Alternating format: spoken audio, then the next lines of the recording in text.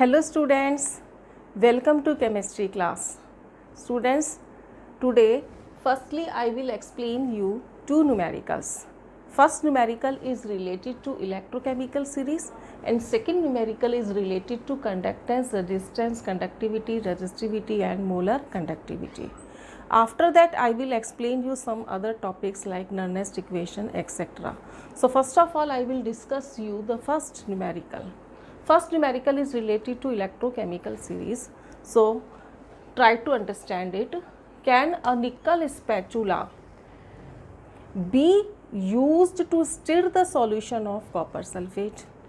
क्या समझ में आया कि अगर हमारे पास में कंटेनर है और उस कंटेनर के अंदर हमने क्या फिल कर दिया है, कॉपर सल्फेट को फिल कर दिया है, तो निकल का स्पैचुला जो है वो स्पून लाइक होता है, क्या इसको हम इससे हिला सकते हैं? ठीक है, क्वेश्चन ये है. तो देखो स्टूडेंट्स, इसके पीछे लॉजिक क्या है कि अगर तो निकल और कॉपर सल्फेट के बीच में रिएक्शन नहीं होती तब तो हम इसको इससे स्टिर कर सकते हैं, इसको हिला सकते हैं. लेकिन अगर इनके बीच में रिएक्शन होती है तो हम इनको आपस में स्टिर नहीं कर पाएंगे. क्यों नहीं स्टिर कर पाएंगे? क्योंकि इन दोनों के बीच में केमिकल रिएक्शन हो जाएगी. कहने का क्या मतलब है कि इस न्यूमेरिकल में एक्चुअली हमें क्या निकालना है? ई नॉट सेल निकालना है. ई नॉट सेल अगर पॉजिटिव आता है तो इसका मतलब दोनों के बीच में रिएक्शन हो जाएगी. किसके बीच में हो जाएगी? निकल के बीच में और कॉपर सल्फेट के. चूँकि इन दोनों के बीच में रिएक्शन हो जाएगी इसलिए हम निकल की स्पैचुला से इसको नहीं हिला पाएंगे. और अगर ई नॉट सेल नेगेटिव आता है तो इसका मतलब निकल और कॉपर सल्फेट के बीच में कोई रिएक्शन नहीं हो रही. और अगर इन दोनों के बीच में रिएक्शन नहीं हो रही तो हम निकल की स्पैचुला से इसको स्टिर कर सकते हैं. ठीक है, यानी इनडायरेक्टली इस क्वेश्चन में पहले हमें क्या निकालना है? ई नॉट सेल ही निकालना है. अब बताओ स्टूडेंट्स, ई नॉट सेल निकालने का फॉर्मूला क्या था हमारा कि E not cell is equal to किसके बराबर होता है? ई नॉट कैथोड माइनस किसके बराबर होता है? ई नॉट एनोड के. अब हमें ये भी पता था कि OARC यानी जो ऑक्सीडेशन है वो एनोड कहलाएगा और जिस पे रिडक्शन होगा वो क्या कहलाएगा? कैथोड. यानी सबसे पहले तो हमें यही पता करना है ना कि कैथोड कौन है, एनोड कौन है. तो एक बहुत सिंपल सा तरीका है स्टूडेंट्स. देखो, जब कभी आपको स्पैचुला दे दें या इसकी जगह पर आपको क्या लिख के दे दें? रॉड लिख के दे दें, या इसकी जगह पर आपको कोई स्पून लिख के दे दें, या इसकी जगह पर आपको कोई कंटेनर दे दें. ठीक है, तो ये rod, spoon, container, spatula, wire, ये सब किसका काम करेंगे? एनोड का काम करेंगे. ये सब किसका काम करेंगे? एनोड का. और जो भी सॉल्यूशन होगा वो किसका काम करेगा? कैथोड का काम करेगा. यानी कि कॉपर यहाँ किसका काम करेगा? कैथोड का. और निकल यहाँ किसका काम करेगा? एनोड का. तो मैं इस इक्वेशन को ऐसे लिख देती हूँ, ई नॉट, कैथोड कौन है? कॉपर. तो मैं क्या लिखूँगी? Copper plus 2 by copper minus क्या लिख दूँगी? ई नॉट. निकल प्लस 2 बाय क्या लिख दूँगी? निकल. ठीक. अब कॉपर का रिडक्शन पोटेंशियल तो मैंने कहा था याद रखना ही हमको, कितना हो जाएगा? 0.34. और निकल का रिडक्शन पोटेंशियल कितना होता है? -0.25. तो बताओ, दोनों को हमने ऐड किया तो ये कितना आ गया हमारा? 4 और 5 9 हो गया. ये हमारा 0.59 वोल्ट आ गया. आंसर किस में आया? प्लस में. यानी ई नॉट सेल हमारा किस में आ गया? प्लस में. प्लस में आ गया, इसका मतलब दोनों के बीच में रिएक्शन होगी. और अगर रिएक्शन होगी तो हम निकल की स्पैचुला से कॉपर सल्फेट के सॉल्यूशन को नहीं हिला सकते. ठीक है, क्योंकि उन दोनों के बीच में केमिकल रिएक्शन हो जाएगी. ठीक है, तो इनडायरेक्टली ये क्वेश्चन जो था वो इसी पे था कि निकल और कॉपर सल्फेट के बीच में रिएक्शन होगी या नहीं होगी, और उसको हम किससे पता लगाएंगे? ई नॉट सेल से. अगर रिएक्शन होती है तो भाई हम स्पैचुला से कॉपर सल्फेट को स्टिर नहीं कर सकते, और अगर रिएक्शन नहीं होती तो हम उसको स्टिर कर सकते हैं. ठीक है, तो ये तो हो गया हमारा न्यूमेरिकल. किससे रिलेटेड हो गया? इलेक्ट्रोकेमिकल सीरीज से. अब हम अगला न्यूमेरिकल देखते हैं स्टूडेंट्स. अगला न्यूमेरिकल मैं आपको इसलिए करा रही हूँ कि ये बहुत ही इम्पॉर्टेंट है और ये NCERT का क्वेश्चन है. और अगर हम ये जो टॉपिक मैंने लिखा है कि रेजिस्टेंस, कंडक्टेंस और रेजिस्टिविटी, कंडक्टिविटी, इससे रिलेटेड जो न्यूमेरिकल है ना, उसमें से सबसे टफ न्यूमेरिकल ही ये है. क्यों है ये टफ न्यूमेरिकल? क्योंकि इसमें हमें एक साथ कई सारे कंसेप्ट अप्लाई होंगे और साथ में यूनिट कन्वर्जन की प्रॉब्लम भी है। तो इसीलिए मैं आपको ये न्यूमेरिकल समझा रही हूँ। अगर आपको ये न्यूमेरिकल समझ में आ जाता है तो इस टॉपिक से रिलेटेड आपको सभी न्यूमेरिकल समझ में आ जाएंगे, इस टॉपिक से रिलेटेड। ठीक है, तो सबसे पहले हमें स्टूडेंट्स स्टेटमेंट को ढंग से समझना है और न्यूमेरिकल करते समय हमें दो ही बातों का ध्यान रखना है कि हमें दिया क्या गया है और हमें कौन सी चीज़ कैलकुलेट करनी है। पहले हमें ये दो बातें पता हो कि हमें कौन सी वैल्यूज़ दी गई हैं और कौन सी वैल्यूज़ हमें निकालनी है। तो हम स्टार्ट करते हैं अपना न्यूमेरिकल को पढ़ना और समझना। Resistance of a conductivity cell filled with 0.1 mole litre inverse KCl, यानी यहाँ एक सॉल्यूशन है जो कौन सा है, KCl है। मैं यहाँ पर आपको इस तरह से समझा रही हूँ एक टेबल फॉर्म करके कि यहाँ 0.1 मोल KCl की बात चल रही है। तो भाई ये 0.1 मोल KCl आ गया हमारा। ठीक है, मोलारिटी इसकी कितनी है, 0.1 है। और इसका जो रेजिस्टेंस है वो कितना है, 100 ओम है। तो इसका रेजिस्टेंस कितना हो गया, 100 ओम। ये दो चीज़ें हमें पता लगी। अब क्या कह रहे हैं वो, if the resistance of same cell, यानी सेल हमारा कैसा है, सेम है, और उसमें हम जो इलेक्ट्रोलाइट भर रहे हैं वो भी सेम है, यानी वो भी कौन सा है, KCl ही है। ठीक है, लेकिन उसकी कंसंट्रेशन क्या है, अलग है। सेल वही है, इलेक्ट्रोलाइट वही है, लेकिन इलेक्ट्रोलाइट की कंसंट्रेशन क्या है, अलग है। ठीक है, तो कंसंट्रेशन बदलेगी तो हमें पता है मोलर कंडक्टिविटी सब चीज़ बदलेगी। हमने प्रीवियस वीडियो में मैंने आपको बताया ही था कि ये चीज़ें डाइल्यूशन के साथ में, कंसंट्रेशन के साथ में चेंज होती है। तो अब हम सेकंड केस लेते हैं। सेकंड केस में किसकी बात चल रही है, 0.02 मोलैरिटी के KCl सॉल्यूशन की बात चल रही है। तो मैंने यहाँ पर 0.02 m KCl लिख दिया। यहाँ बात चल रही है 0.1 m KCl की, यहाँ बात चल रही है 0.02 m KCl की। ठीक है, रेजिस्टेंस हमें दे रखा है 520 ओम। इसका जो रेजिस्टेंस दे रखा है वो कितना दे रखा है, 520 ओम दे रखा है। सेल सेम है तो ऑब्वियसली सेल कांस्टेंट भी क्या होगा, सेम, यानी दोनों का सेल कांस्टेंट क्या होगा, सेम। यहाँ पर इन्होंने हमें सेम सेल से क्लू दे दिया कि भाई जो L/A है वो कैसा हो जाएगा, सेम हो जाएगा। ठीक है भाई, ये चीज़ें तो वो हैं अभी तक इन्होंने हमें दी हैं, ये चार चीज़ें हमें पता लग गई। ठीक, अब हम इसको आगे पढ़ते हैं न्यूमेरिकल को। कैलकुलेट द कंडक्टिविटी यानी K एंड मोलर कंडक्टिविटी यानी लैम्डा m। दो चीज़ें निकालनी है। किसकी निकालनी है, 0.02 m KCl की, यानी कि 0.02 m KCl की हमें दो चीज़ें निकालनी है। एक तो हमें क्या निकालना है, K, और एक हमें क्या निकालना है, लैम्डा m निकालना है। ठीक है, आगे इन्होंने हमें फिर एक वैल्यू दे रखी है, the conductivity of 0.1 m KCl, यानी वापस किसकी बात चल रही है, 0.1 m KCl की बात चल रही है। तो उसकी कंडक्टिविटी कितनी दे रखी है, 1.29 साइमन मीटर इनवर्स।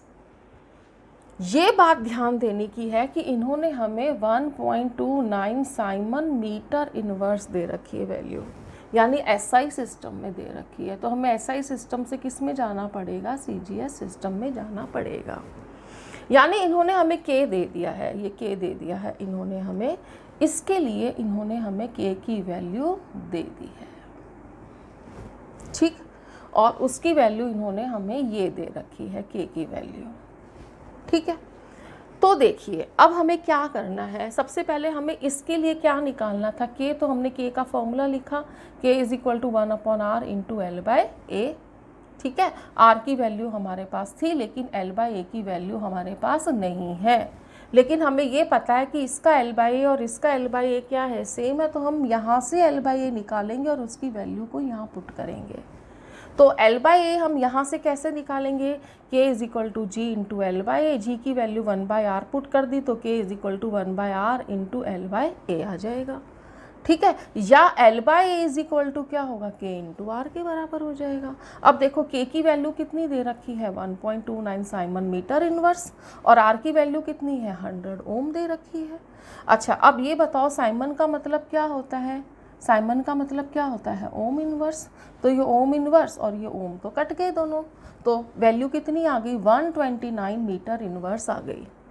अब इस मीटर इनवर्स को हम किस में कन्वर्ट करेंगे, सेंटीमीटर इनवर्स में कन्वर्ट करेंगे।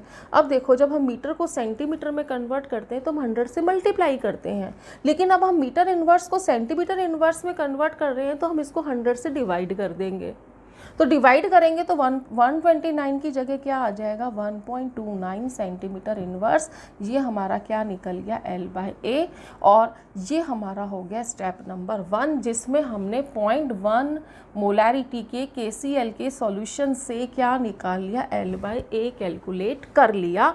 चूँकि इसका और इसका सेल सेम है और उनका सेल कांस्टेंट भी सेम है, तो इसी L/A की वैल्यू हमने यहाँ पुट कर दी, तो हमारे पास K निकल गया। और ये किस में निकल गया, साइमन सेंटीमीटर इनवर्स में। अब हम जब मोलर कंडक्टिविटी निकालेंगे तो हमने अपना फॉर्मूला अप्लाई कर दिया, K × 1000 अपॉन मोलैरिटी। K की वैल्यू हमारी ये आई गई है 1000, मोलैरिटी इन्होंने हमें कितनी दे रखी है, 0.02 दे रखी है, तो हमने यहाँ 0.02 पुट कर दिया, तो हमारी मोलर कंडक्टिविटी आ गई 124। यूनिट हमें पता ही है, ohm inverse centimetre square mole inverse.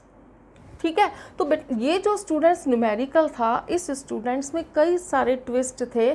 पहला जो ट्विस्ट था वो था सेम सेल से, जिससे इन्होंने क्लू दिया कि सेल सेम है तो भाई सेल कांस्टेंट सेम होगा, वैल्यूज़ हमें इसकी निकालनी, और इसकी वैल्यू निकालते समय हमें लगा कि भाई L/A तो हमें दे ही नहीं रखा, तो उस L/A की वैल्यू हम इससे निकाल लेंगे, और यहाँ से L/A की वैल्यू निकाल करके हम उसको यहाँ पुट करके K निकालेंगे, और K से हम क्या निकाल लेंगे, λm। यानी हमारा रूट क्या रहा, हमने L/A से क्या निकाला, K, और K से क्या निकाल लिया, λm।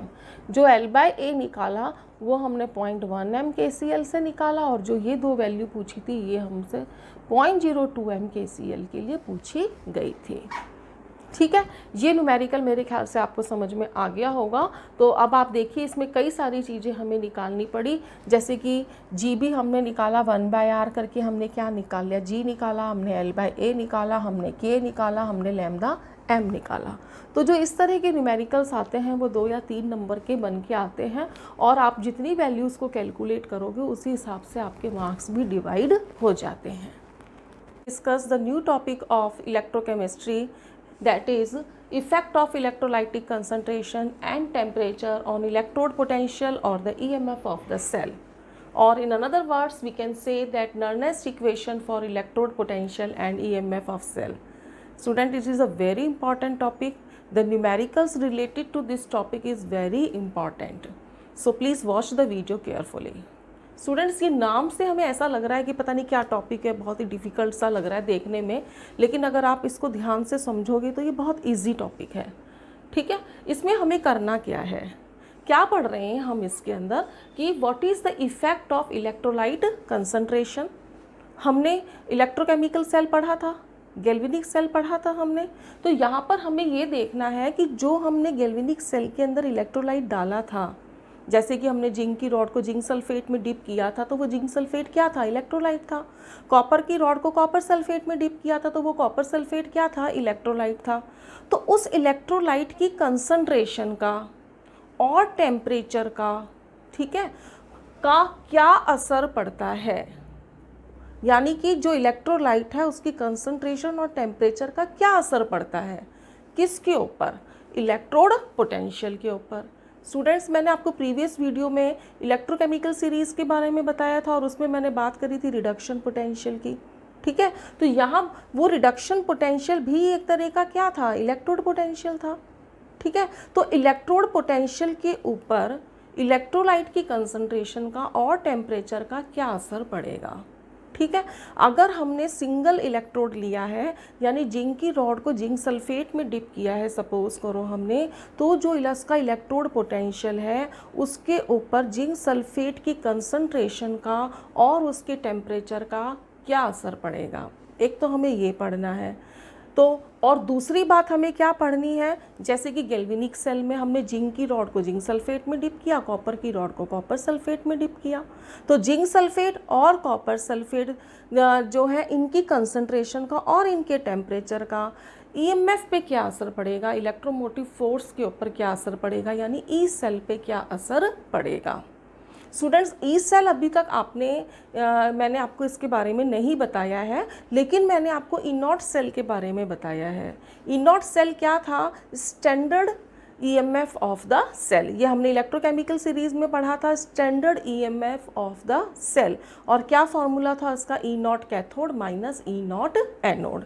तो जब ई नॉट सेल पे जो नॉट है उसका क्या मतलब था? Standard state. स्टैंडर्ड स्टेट का क्या मतलब होता है कि जब इलेक्ट्रोलाइट की कंसंट्रेशन कितनी हो? 1 मोलर हो और टेम्परेचर 298 केल्विन हो, उस समय में जो इलेक्ट्रोमोटिव फोर्स होगा वो स्टैंडर्ड ईएमएफ ऑफ सेल कहलाएगा। लेकिन अगर सपोज करो टेम्परेचर हमने 298 केल्विन से चेंज कर दिया और कंसंट्रेशन भी हमने 1 मोलर से चेंज कर दी, तो ई सेल पर क्या असर पड़ेगा? तो आई थिंक आपको दोनों बातें समझ में आई होंगी कि what is the difference between E cell and E not cell.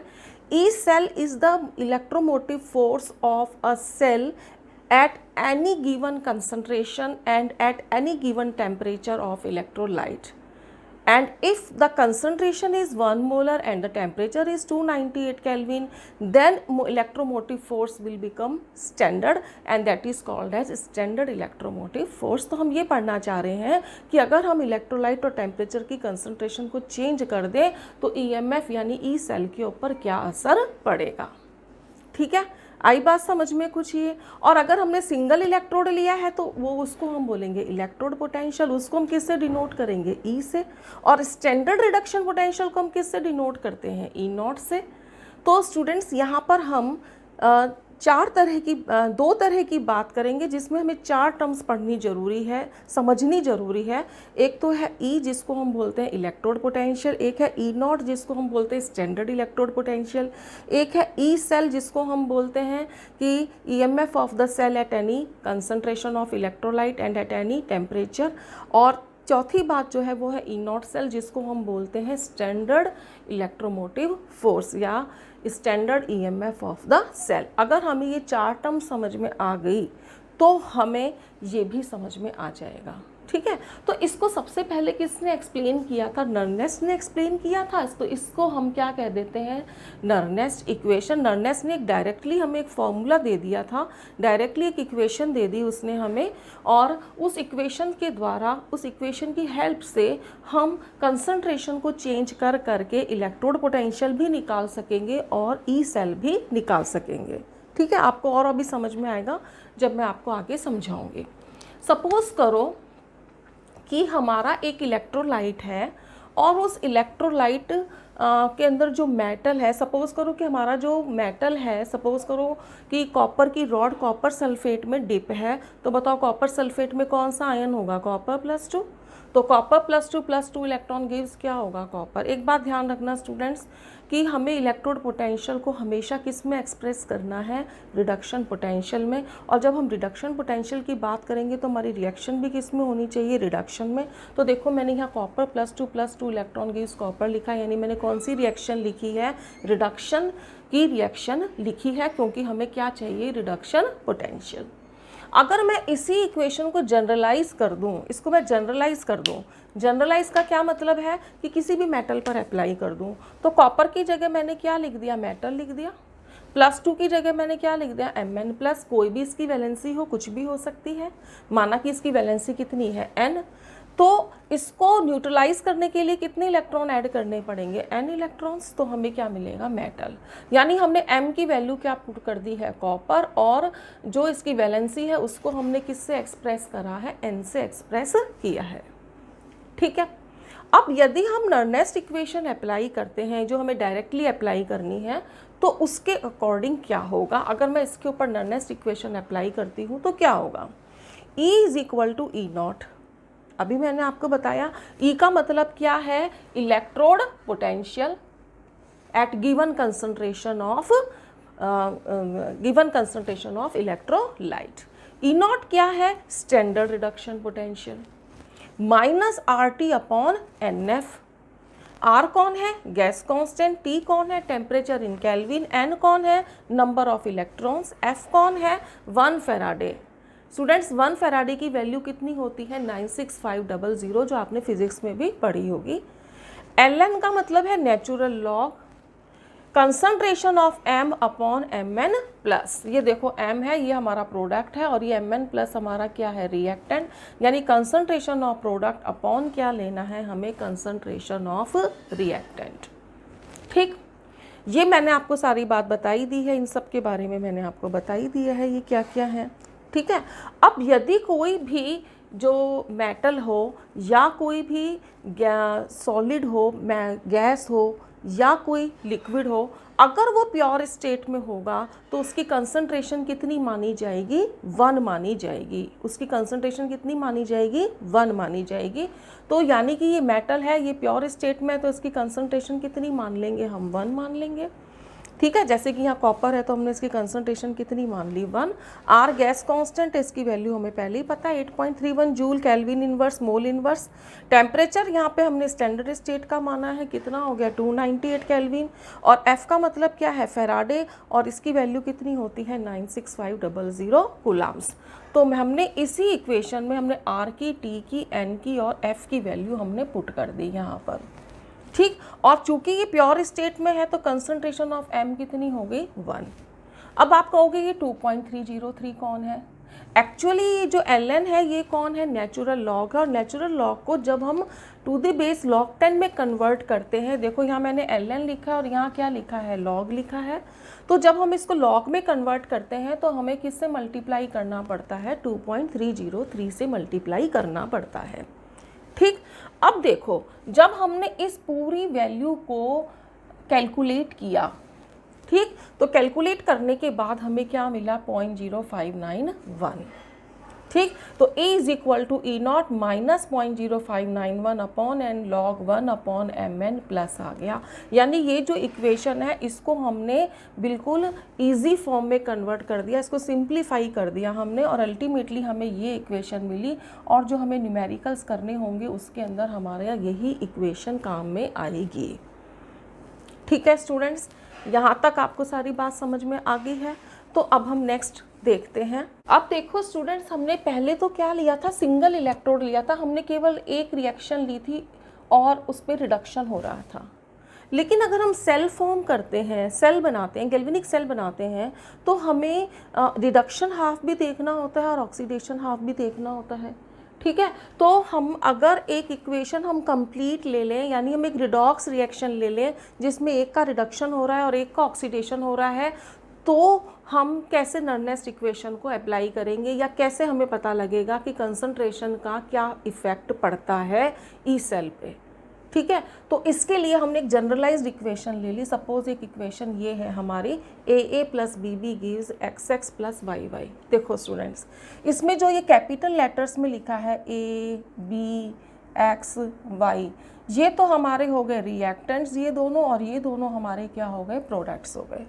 ठीक है, और आगे जो स्मॉल लेटर्स के अंदर लिखा है small a, small b, small x, small y, ये है बैलेंसिंग नंबर, जिनको हम बोलते हैं स्टाइकियोमेट्रिक कोफिशिएंट्स, जो हम इक्वेशन को बैलेंस करने के लिए लगाते हैं, ये वो नंबर्स हैं।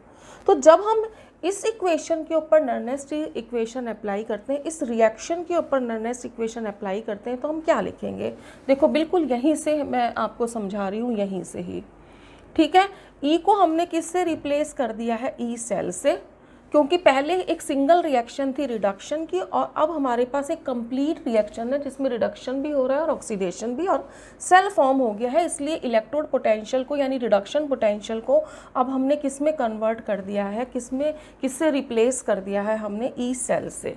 ठीक है, is equal to E not की जगह मैंने क्या लिख दिया, यहाँ ई नॉट सेल लिख दिया। ये था हमारा स्टैंडर्ड रिडक्शन पोटेंशियल, और ये है हमारा standard EMF of the cell. बाकी वही है -RT upon NS -RT upon NF ln, यानी नेचुरल लॉग। अब देखिए यहाँ पर हम क्या कर रहे थे, प्रोडक्ट की कंसंट्रेशन ऊपर लिख रहे थे और रिएक्टेंट की कंसंट्रेशन नीचे लिख रहे थे। तो यहाँ भी हम यही करेंगे, ऊपर किसकी कंसंट्रेशन लिखेंगे, प्रोडक्ट्स की। प्रोडक्ट हमारे कौन है, X, ब्रैकेट का मतलब क्या है, कंसंट्रेशन, तो concentration of X into concentration of Y। अब देखिए ऊपर पावर में हमने क्या लगाया है, पावर में हमने लगाए हैं स्टाइकियोमेट्रिक कोफिशिएंट्स, यानी बैलेंसिंग नंबर। तो इसके ऊपर लग गया स्मॉल x और इसके ऊपर लग गया स्मॉल y। ठीक है। और रिएक्टेंट्स जो हैं हमारे वो हो गए ए एंड बी, तो concentration of A into concentration of B, और इनकी पावर में क्या लग गया, इनका स्टोइकियोमेट्रिक कोफिशिएंट्स यानी स्मॉल ए और स्मॉल बी। ठीक भाई, अब हमने जैसे यहाँ पे सारी वैल्यूज़ पुट करी थी वैसे ही हम यहाँ पर भी r की वैल्यू, t की वैल्यू, f की वैल्यू और ln यानी नेचुरल लॉग को हम log टू द बेस 10 में कन्वर्ट करेंगे, तो और ये सारी वैल्यूज़ पुट करेंगे तो अगेन हमारे को सॉल्यूशन क्या मिल जाएगा, 0.0591 अपॉन n। ठीक है, और इस तरह से हमें नर्नेस्ट इक्वेशन मिल गई। अब हमारे काम की केवल दो इक्वेशंस हैं, एक ये वाली इक्वेशन और एक हमारी ये वाली इक्वेशन। ये है हमारे लिए कि जब हमारे पास में कैसा है, सिंगल इलेक्ट्रोड है, और ये इक्वेशन हमारी तब काम आएगी जब हमारा कंप्लीट सेल है यानी रिडॉक्स रिएक्शन है।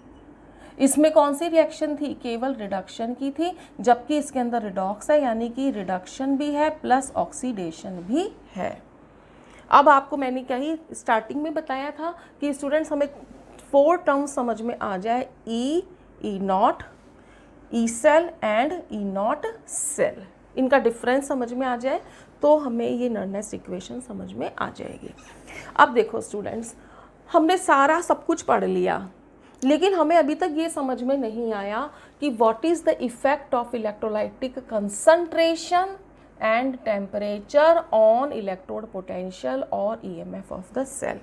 तो देखो students, E cell, EMF of the cell को हम क्या कहते हैं, ई सेल कहते हैं, and E cell is directly proportional to temperature. अगर टेम्परेचर बढ़ेगा तो ई सेल भी बढ़ेगा। ठीक, सबसे इंपॉर्टेंट चीज़ कि E cell is directly proportional to concentration of reactant but it is inversely proportional to concentration of product.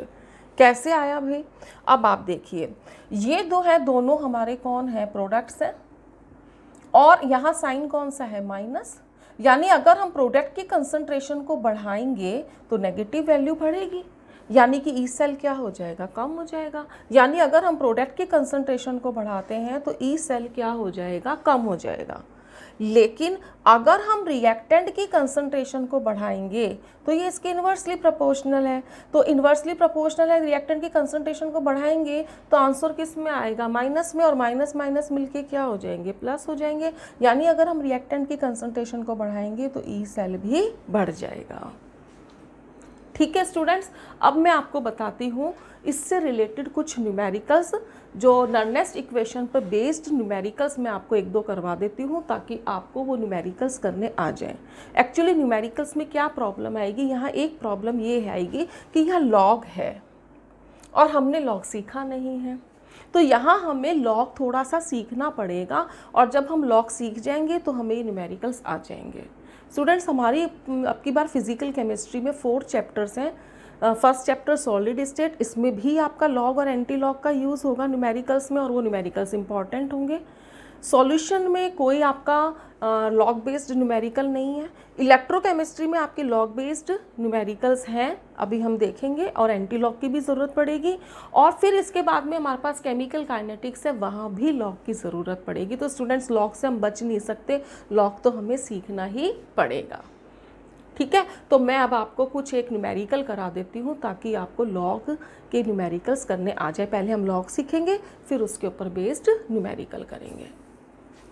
तो स्टूडेंट्स, मैं नर्नेस्ट के ऊपर बेस्ड आपको 2 न्यूमेरिकल करा रही हूँ।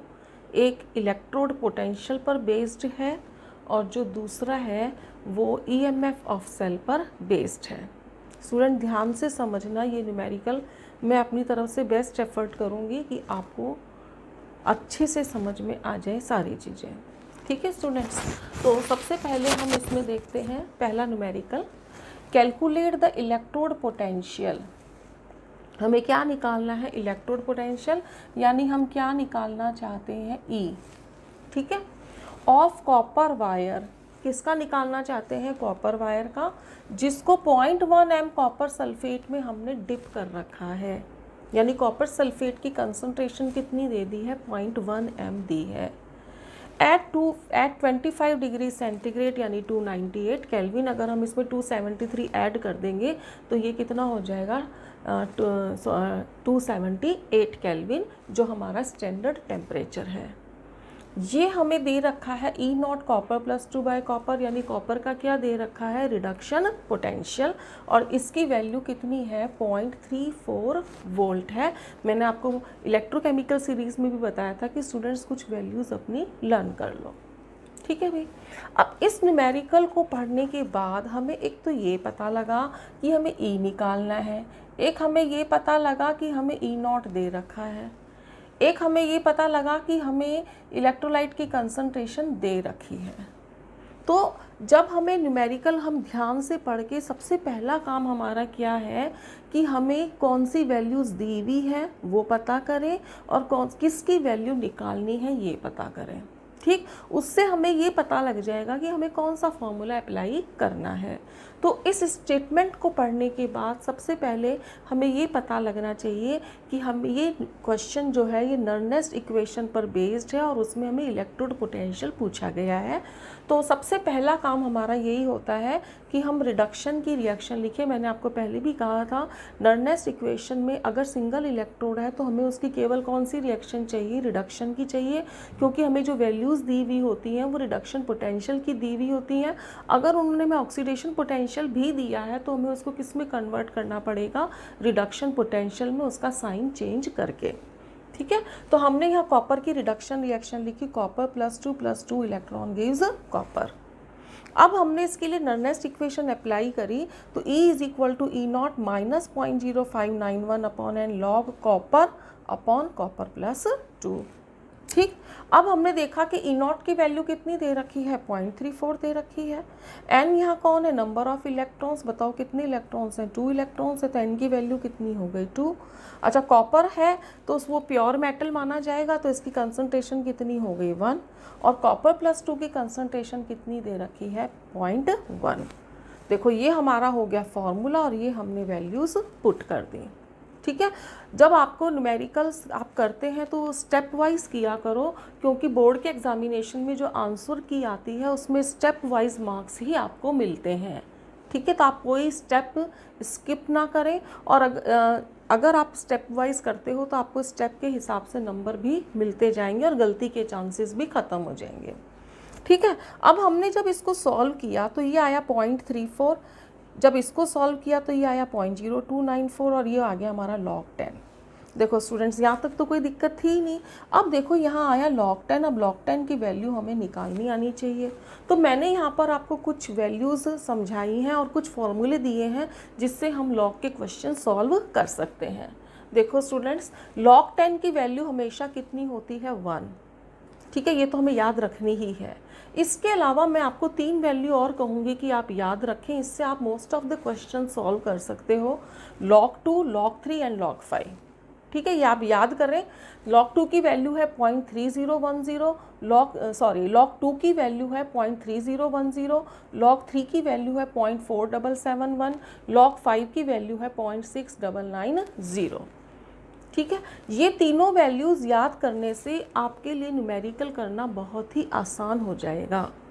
ठीक है, मैं आगे आपको जब कुछ न्यूमेरिकल कराऊंगी तब आपको पता लगेगा, क्योंकि देखो बच्चों, स्टूडेंट क्लास के जब आपको बोर्ड का पेपर मिलता है तो उसमें आपको जब लॉग के क्वेश्चंस करने होते हैं तो आप लॉग टेबल आपको मंगवानी पड़ती है टीचर से कह करके, और वो एक रूम में जनरली एक ही लॉग टेबल होती है, और और अगर स्टूडेंट्स उसमें एंगेज हैं, उस लॉग टेबल उसमें एंगेज है, तो ऐसी स्थिति में आपको देर से लॉग टेबल मिलेगी और आपका काम रुक जाएगा। ठीक है, और कभी कभार वो चलो क्वेश्चन में भी दे देते हैं, लॉग्स की वैल्यू दे देते हैं, लेकिन अगर हमें इन 3 की वैल्यू याद है तो आप को वास्तव में जब आप न्यूमेरिकल करेंगे तो आपको काफ़ी इजी लगेगा, आपका काफ़ी टाइम बच जाएगा लॉग टेबल देखने का। ठीक है, अब देखिए ये कुछ फॉर्मूले हैं सिंपल से। log a की पावर a, तो इसको जब हम सॉल्व करेंगे तो ये आ जाएगा a log a, यानी जो पावर है वो आगे आ जाएगी log से। ठीक है, अगला फॉर्मूला है log a इंटू b। अब क्या है कि लॉग के क्वेश्चंस में जो मल्टीप्लाई होता है ना, हम उसको किस में कन्वर्ट कर देते हैं, प्लस में, एडिशन में, तो ये हो जाएगा आपका log a plus log b। इसी तरीके से log a अपॉन b जो है वो कन्वर्ट हो जाएगा log a minus log b। अगर हम इसको सिंपली फॉर्म में याद करें तो जो मल्टीप्लाई है वो प्लस में कन्वर्ट हो जाएगा और जो डिवाइड है वो माइनस में कन्वर्ट हो जाएगा। यहाँ आया log a प्लस बी, यहाँ आया log a माइनस बी, और जो पावर है वो log से आगे आ जाएगी। ठीक है, बहुत छोटी छोटी बातें हैं। तो देखिए log 10 की वैल्यू कितनी होगी 1, तो हमने यहाँ log 10 की वैल्यू कितनी पुट कर दी 1। तो ये सिंपल सा क्वेश्चन हो गया। और ई की वैल्यू किस में आएगी, वोल्ट में। देखो स्टूडेंट्स ये जरूर याद रखना, एग्जाम में यूनिट के मार्क्स होते हैं और अगर आपने यूनिट स्किप कर दी तो उसका मार्क्स आपके कट जाएंगे। और सबसे आसान नंबर अगर नंबर लेने हैं तो वो किस में है, यूनिट में। तो आप यूनिट लिखना ना भूलें। ठीक है भाई, तो ये न्यूमेरिकल आपका आई थिंक समझ में आ गया होगा। अब हम थोड़ा सा टफ न्यूमेरिकल देख लेते हैं।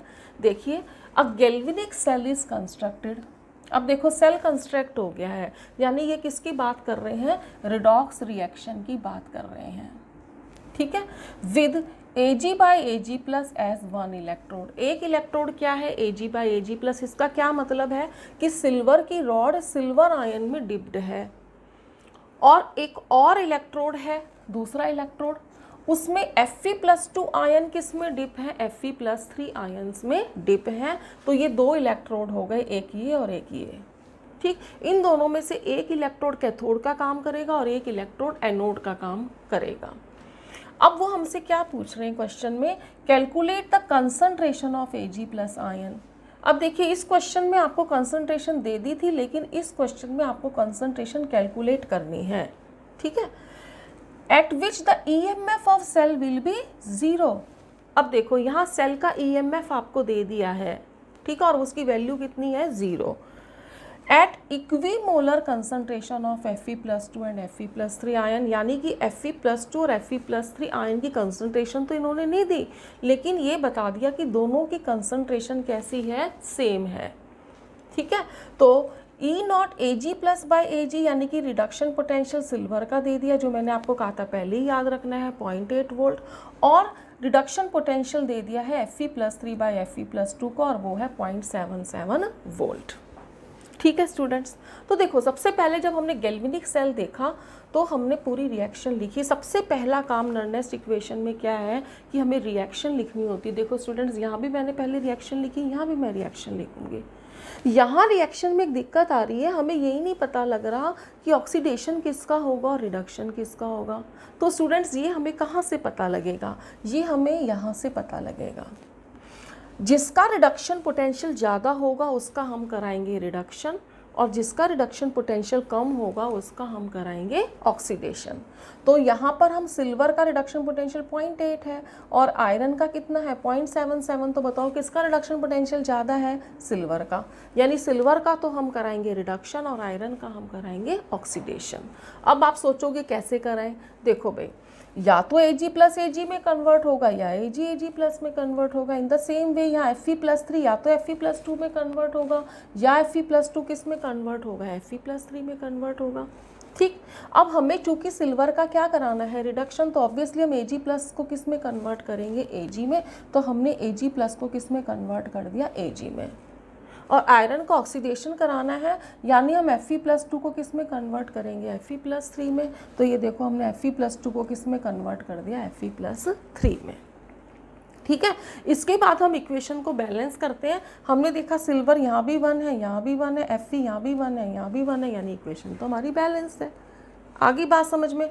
सबसे पहला काम हमारा हो गया ख़त्म, और वो हमारा क्या था, इक्वेशन लिखना, और वो हमने लिख दी। अब हम इस पे नर्नेस्ट इक्वेशन अप्लाई करेंगे। नर्नेस्ट इक्वेशन हमारी क्या थी, E cell is equal to E not cell minus 0.0591 upon n log concentration of products upon concentration of reactants. तो यहाँ हमारे प्रोडक्ट हैं सिल्वर और Fe+3, और यहाँ हमारे हैं Fe+2 और Ag+, हमने लिख दिया। ठीक, अब देखिए ई सेल लिखा हमने, E0 सेल किसके इक्वल होता है, E0 cathode minus E0 anode के, 0.0591। अब देखो n की वैल्यू 1 कैसे आई, यहाँ पर देखो Ag+1 Ag में कन्वर्ट हो रहा है, तो इसको बैलेंस करने के लिए कितने इलेक्ट्रॉन चाहिएंगे, 1। और Fe+2 Fe+3 में कन्वर्ट हो रहा है, तो इसको भी बैलेंस करने के लिए कितने इलेक्ट्रॉन चाहिए, 1, क्योंकि एक ही ऑक्सीडेशन स्टेट में डिफरेंस है ना, यहाँ +1 से 0 हुआ, यहाँ +2 से +3 हुआ, तो यानी n की वैल्यू कितनी हो गई, 1 हो गई। अब देखो सिल्वर प्योर मेटल है तो हमने इसकी कंसंट्रेशन कितनी ले ली 1। अब देखिए आप इस क्वेश्चन में आपको यहाँ पर बता रखा था equimolar concentration of Fe+2 and Fe+3 ion, यानी Fe+2 और Fe+3 आयन की कंसंट्रेशन क्या है, इक्वल है। अब अगर इन दोनों की कंसंट्रेशन इक्वल होगी तो भाई कट जाएगी ना वो, तो ये भी 1 हो गया, ये दोनों भी कट गए, तो हमारे पास में क्या रह गया, Ag+ रह गया। अब हमने सारी वैल्यूज़ पुट करी, इसकी 0.8, इसकी 0.77, ये 0.0591 हो गया, ठीक है, और यहाँ log 1/Ag+ आ गया। ठीक, अब देखो हमें चूँकि कंसंट्रेशन Ag+ की निकालनी है और ये हमें जो है इन्वर्सली प्रोपोर्शनल में मिल रहा है, तो हम इसको ऊपर ले आएंगे डायरेक्टली प्रोपोर्शनल बनाने के लिए, तो यहाँ साइन बदल जाएगा, माइनस की जगह क्या हो जाएगा प्लस, तो हमने यहाँ माइनस की जगह प्लस कर दिया, तो ये हो गया 0.0591 log Ag+। इसको सॉल्व करा तो ये हमारा आ गया 0.03 आ गया। अब हमने log Ag+ को जब हम कैलकुलेट करना चाहते हैं तो हमारे पास आएगा माइनस, इसको कैलकुलेट करके आया 0.03 अपॉन 0.0591, और जब हमने इसको सॉल्व किया तो हमारे पास में आया -0.5076 log Ag+ की वैल्यू आई है। ठीक है स्टूडेंट्स, अब देखो log Ag+ तो हमें निकालना नहीं है, हमें क्या कैलकुलेट करना है, Ag+। तो जब हम Ag+ को निकालना चाहेंगे तो हमें इसका क्या लेना पड़ेगा, एंटी लॉग लेना पड़ेगा। ठीक है, अब देखो एंटी लॉग कभी भी नेगेटिव वैल्यू का तो निकलता नहीं है, तो इस नेगेटिव वैल्यू को हमें क्या बनाना पड़ेगा, पॉजिटिव बनाना पड़ेगा। और पॉजिटिव बनाने के लिए ध्यान से समझना, हम पॉइंट से पहले -1 करेंगे और पॉइंट के बाद में +1 करेंगे। अगर हम किसी भी नंबर में से एक नंबर घटा दें और एक नंबर बढ़ा दें तो कोई फ़र्क नहीं पड़ेगा। 3 में से हमने एक माइनस कर दिया 2 और फिर एक ऐड कर दिया तो कितना आ गया 3। वही काम हम यहाँ कर रहे हैं, हम पॉइंट से पहले -1 कर रहे हैं और पॉइंट के बाद क्या कर रहे हैं, +1 कर रहे हैं। तो देखो ये -1 आया तो ये 1 बार बन गया, क्योंकि ये -4 जो है केवल 1 के ऊपर है, इस पूरे नंबर के ऊपर नहीं है, तो हमने इसको क्या कर दिया 1 बार। और जब हम 1 में से, मैं यहाँ आपको कहीं करके दिखा देती हूँ, 1.00 में से हमने क्या माइनस करा, 0.5076। जब हम इसको माइनस करेंगे तो हमारे पास आ जाएगा 4924। आई बात समझ में। अब हमें क्या करना है, बहुत ध्यान से समझना है स्टूडेंट्स, जो पॉइंट से पहले था उसको हम 10 की पावर में ले जाएंगे। तो देखो हमें Ag+ निकालना है तो हम इसको 10 की पावर में ले गए। किसको ले गए, इस -1 को हम कहाँ ले गए, 10 की पावर में ले गए। ठीक, अब देखो हमें 0.4924 का क्या देखना है, एंटी लॉग देखना है। अब एंटी लॉग देखने के लिए हमें एंटी लॉग टेबल देखनी पड़ेगी। एंटी लॉग टेबल के अंदर आपको किस तरह से कॉलम्स मिलेंगे वो मैंने आपको यहाँ कुछ शो करने की, कुछ समझाने की कोशिश करी है मैंने आपको यहाँ पे। ठीक है, तो वो आप देख लीजिए कि हमें कैसे करना है। मैं आपको समझा रही हूँ, मैंने एक यहाँ पे टेबल बनाई है, उस टेबल से मैं आपको समझा रही हूँ। जब आप एंटी लॉग टेबल खोलोगे तो यहाँ आपको लिखा हुआ मिलेगा, बहुत सारे नंबर लिखने को मिलेंगे यहाँ पर, 0.1, 0.2, 0.3 इस तरह से लिखे हुए मिलेंगे। और जब आप 0.49 पे पहुँचोगे, है ना, तो आपको यहाँ कॉलम्स मिलेंगे। देखो पहला कॉलम आपको मिलेगा 0 से लेकर 9 तक का। ठीक है, ये हमारा 0 से लेकर 9 तक का कॉलम हो गया। इसके बाद में 1 से लेकर 9 तक का एक और कॉलम मिलेगा, यानी आपको 2 कॉलम मिलेंगे। ठीक, अब देखिए यहाँ पर हम 0.49 का एंटी लॉग देखेंगे तो यहाँ क्या आ गया, 0.49 आ गया। अब इसके बाद 2 नंबर हैं, एक तो 2 और एक 4, तो हमारे पास टेबल भी 2 है, एक 0 से 9 की है और एक 1 से 9 की है। तो पहली टेबल में हम देखेंगे 2 की जो वैल्यू है, तो पहली टेबल हमारी ये है 0 से लेकर 9 की, और इसमें 2 की वैल्यू कितनी दे रखी है, 3105 दे रखी है। ठीक है, अब अगली वैल्यू उसकी हम देखेंगे 4 में, लेकिन वो हम अगली टेबल में देखेंगे। अब देखो अगली टेबल हमारी 1 से लेकर कहाँ है, 9 तक। ठीक, और इसमें हम 4 की वैल्यू देखेंगे, 4 की वैल्यू, तो 4 की वैल्यू हमारी कितनी है, आ रही है 3। क्या बात समझ में आई।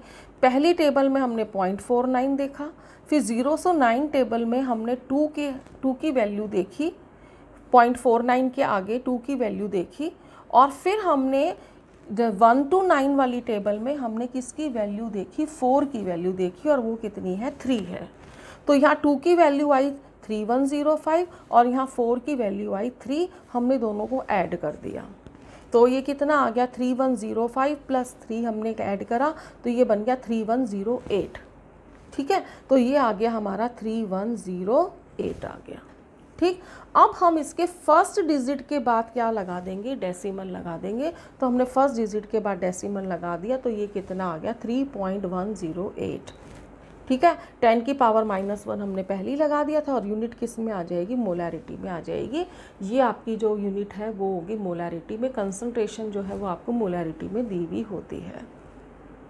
ठीक है स्टूडेंट्स, तो मैंने आपको ये 2 न्यूमेरिकल कराए हैं, आगे मैं आपको 1-2 न्यूमेरिकल और कराऊंगी जिसमें आपको मैं लॉग देखना सिखाऊंगी और लॉग से रिलेटेड न्यूमेरिकल कराऊंगी। जैसे इसमें हमने एंटी लॉग निकाला है तो उन न्यूमेरिकल्स में हम लॉग भी निकालेंगे और एंटी लॉग भी निकालेंगे। इस वीडियो में मैं आपको इतना ही बता रही हूँ, लॉग की बात नहीं बता रही, अदरवाइज़ आप कंफ्यूज हो जाओगे दोनों में। तो पहले आप इसको प्रैक्टिस करो, जो बात मैंने आपको बताई आप अपनी लॉग टेबल खोलना और उस लॉग टेबल में खोलकर आप खुद देखना कि आपको ये वैल्यूज़ मिल रही है या नहीं मिल रही। ठीक है, और फिर इस क्वेश्चन को सॉल्व करना, इन दोनों क्वेश्चंस को, और फिर कोई प्रॉब्लम आए तो पूछ लेना। ठीक है स्टूडेंट्स, तो आई होप आपको सारी बात समझ में आ गई होगी। जितनी भी बातें मैंने आपको समझाई हैं वो सब समझ में आ गई होगी। इस वीडियो में मैंने आज ज़्यादातर आपको न्यूमेरिकल से रिलेटेड ही बात करी है स्टूडेंट्स। न्यूमेरिकल ईजी है, थोड़ा प्रैक्टिस करोगे तो आपको आ जाएंगे। ठीक है, stay home, stay safe, but do study.